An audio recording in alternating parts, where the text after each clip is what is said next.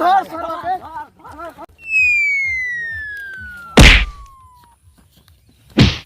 बाप रे बाप बाबू बाबू बाबू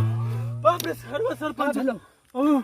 सरपंच अरे सरपंच बोले से आगे बोल ना का भेलो सरपंच सरपंच के बेटी पूछला सरपंच के बेटी पूछला कि पटना का बा हम कह देनी कि पटना पहले पटाइम तो भेजे ना कौन इतने बात कहलियो हो बाबू हम ओकरा बाद ना सरपंचवा ओकर दुगो सारवा हो जोड़े उहे हमरे के देखते देखते कतना देर गिरौले हो बाप रे बाप आवे दे भोसरी के आवे दे भैया रे लाई होई रे आवई था आवे दे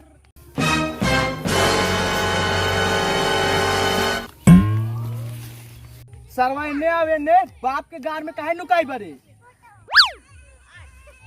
सरपंच जी का भेलो काहे खिसियाल बारी हमरा के कहीं हमरा के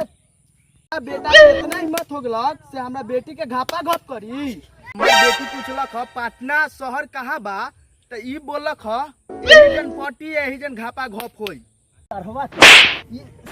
दिन रात घापा घप करई रहले एकरा सब कुछ घापा घप लौकले अरे माफ कर दी सरपंच साहब माफ कर दी छोट लइका बाटे माफ कर दी कोनो भगवान बारी से तोरा बेटा के माफ कर दी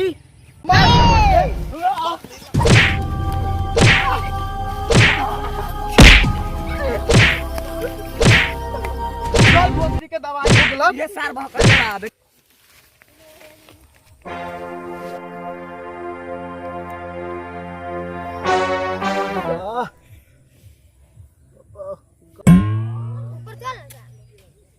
बाबू एक बार भी तीन गो लौकता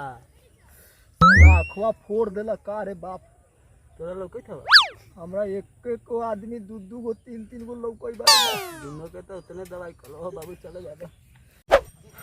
तू साला तैकन लड़की के चक्कर में न पड़ते तो हमर ई हाल न होखई त पिटैती न चल भोसरी के चल चलो बाबू जा आज के बाद से 400 खत्म कर लेबो चल